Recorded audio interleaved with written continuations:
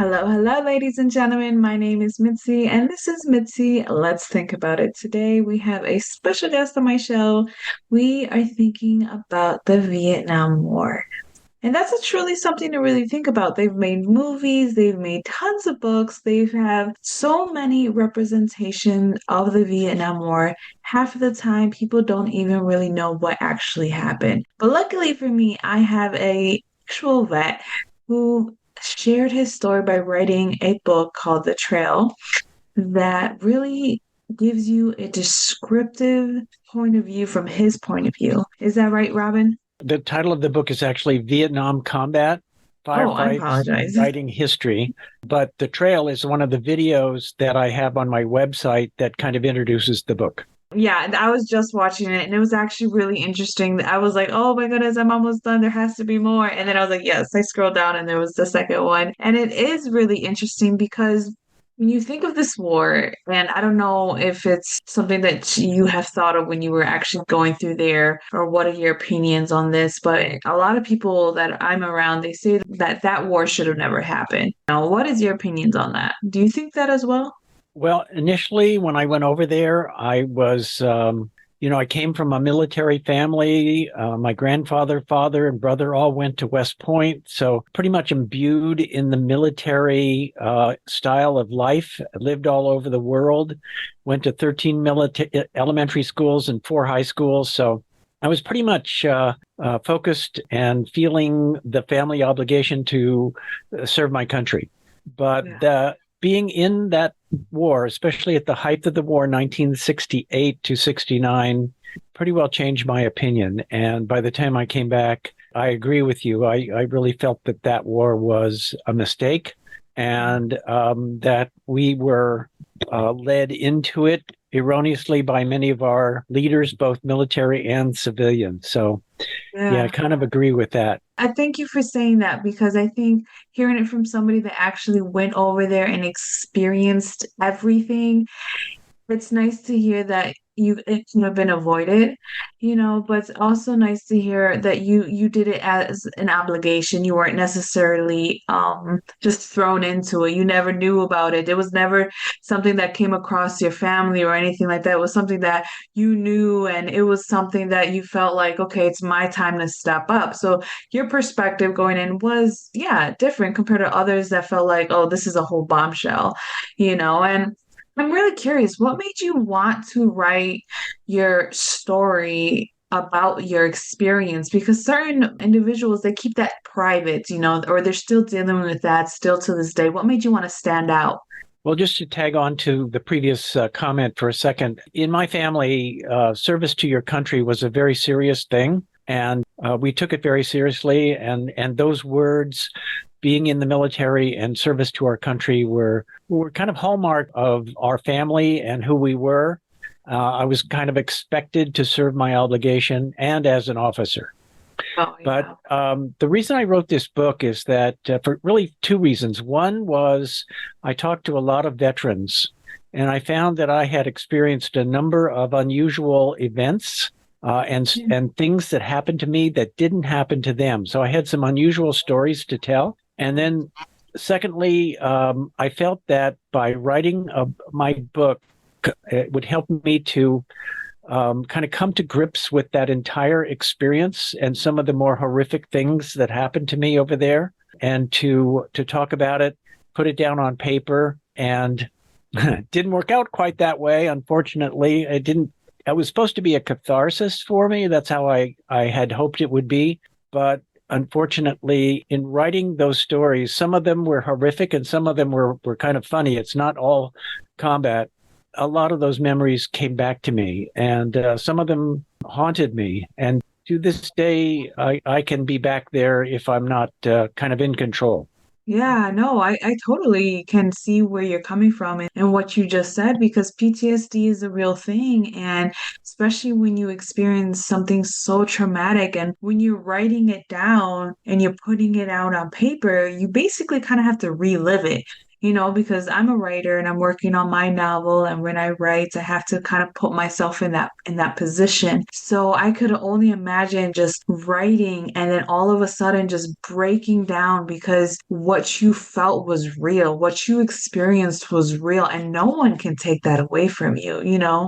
You're absolutely right. And I was raising a family at the time that I was writing this book, so I didn't have a lot of free time. But I had a job that took me on long airplane flights. So that's when I wrote most of the stories. And one of my favorite authors is Stephen King. And Yeah. aside from his more horrific stories, he wrote a wonderful book called On Writing, which is one of the best books to help any author. It's really a wonderful book. And in this book, he talks about falling into his typewriter or the computer. And that's exactly what happened to me on some of these airplane flights. I would become so engrossed in the story that I was reliving and writing at Yeah. the same time as fast as I could, Yeah. that I actually felt as if I was back in Vietnam. I could see the colors. I experienced the event again in incredible detail. Yeah. I saw the colors.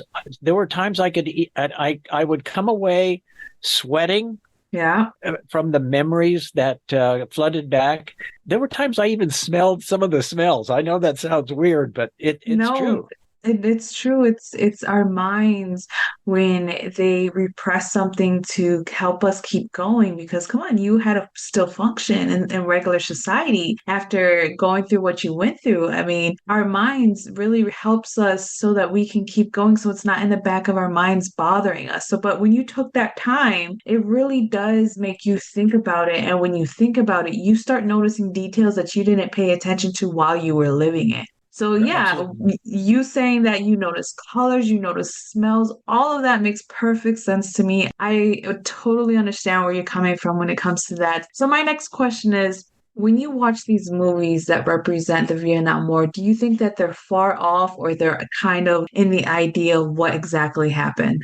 Well, it's funny because any veteran will look at one of the common movies that are out there and start picking it apart and looking for things that aren't true. For Yeah, example, when I was out in the field, and we would be out in the field for 4 to 6 weeks straight, you weren't clean. You were dirty. You smelled. And you see some of these scenes with men wearing clean pressed uniforms. Didn't happen. Didn't happen that way. We were we, dirty. We were full of sweat and dirt and mud. And I had enough water to drink and brush my teeth. That was it.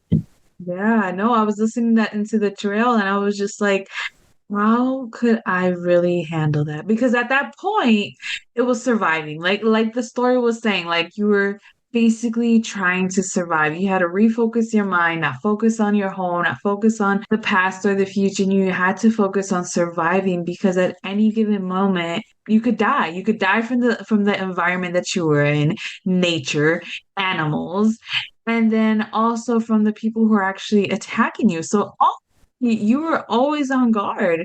And I don't know if this is a little personal, but when you got back home, how long did it really take you to adjust? Well, I was kind of fortunate in that regard, and because I was a regular Army officer, and I continued to serve in the Army. And my parents actually met me upon my return, and I was living with them for a period of a couple of weeks before I went on to my next duty station. So I remained in the military community, and I never experienced some of the really negative things that a lot of soldiers experienced when they came back. But I did suffer from PTSD. Interestingly, I had locked away some of the more horrific experiences for a very long period of time. And it wasn't until about 20 years after that I finally started to have some of I call it that I had a titanium steel trunk in the back of my mind. And that's where I locked away all of those more horrific experiences. And after 20 years, they started to leak out. Yeah. And I started to have some daydreams. I was fortunate to have a good friend who was a psychiatrist, and I met with her, and she gave me some very simple and practical exercises to practice. And they didn't go away, but it helped me to at least handle it. Yeah, to be honest, sometimes we need to remember that our past, we just need to manage it, because it's always going to be there. It's a part of us, but if we can't allow it to control us where it affects our future. And it's nice to see that you were able to have, the help of the psychiatrist who was able to just give you those It's a little lot the same pointers. sort of thing that a police officer or emergency room type person or even firefighter. Those are the kinds of similar experiences. If you don't mind, what is one memory that really stays with you, if you don't mind? The memory that comes back to me most frequently is the very first soldier that I lost in Vietnam, and he was kind of a gung-ho soldier, wanted to get his kill, wanted to win medals, and he was not careful, and he was killed. And it was the first time that I, as an officer, had to. They brought him back. We didn't have body bags, but we had ponchos, and it was my responsibility as the officer in charge to go through his pockets, make sure that there was nothing there that shouldn't be there. I had to fill out a 3x5 card. We called it a death card. And we attached the card to his boot along with one dog tag. The other remained around his neck, wrapped him in a poncho, and then took him to the helicopter, the medevac that took the wounded as well as the dead back to the rear. And I had to do that a number of times. My men would not do that. Maybe it was superstition. I don't know. But the first time was the hardest and most memorable. It happened several more times. But the first time, I call that chapter in my book, My First Worst Day in Vietnam. And it really was.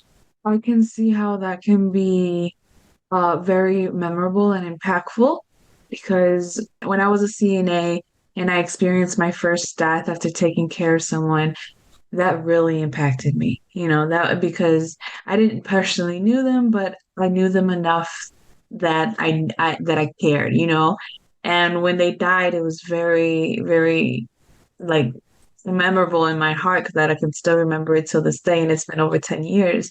So I understand what you're saying that sometimes that first death that's in front of you and you have to clean up and kind of like get together. I mean, that really stays with you. And I couldn't even imagine the smells and everyone just looking at you while you're doing it because yeah, let's be honest, handling death is a taboo. Handling a body is a taboo, especially Right. a dead one.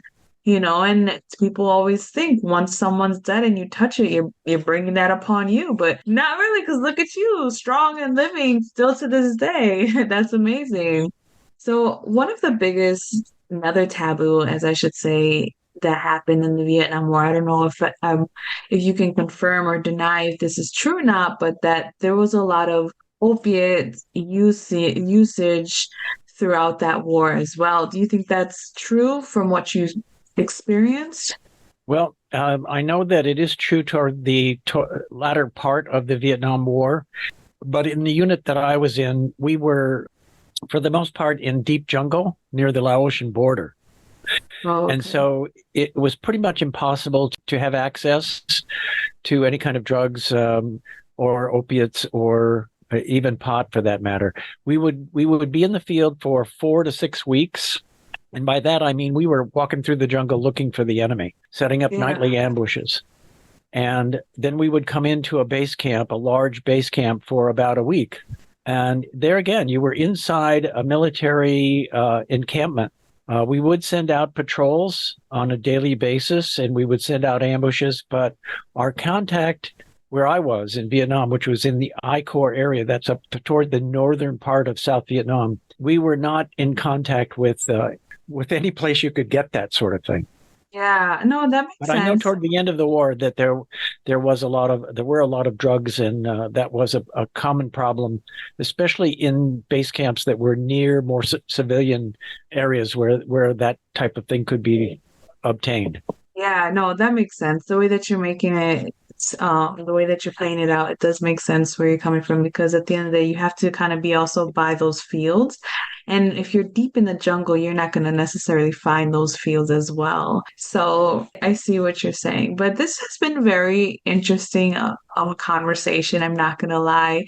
I wasn't knowing what I was going to get into when I got into this, when we set this interview up, and I think these are the best interviews because you don't know what you're getting into. And I got some great responses from you, and you really make me think about the Vietnam War in a different perspective. And I guess to start wrapping up the show, what is some advice that you want to leave people off so that they can have a better perspective of the war and the vets so that they can have more respect for it, let's say at least? Well, anyway, this is a quick picture of my book. I don't know. There we go. Vietnam Combat, Firefights, and Writing History. And because many of the Vietnam veterans were not welcomed home, and in today's world, it's just fine if you see a veteran wearing a Vietnam hat.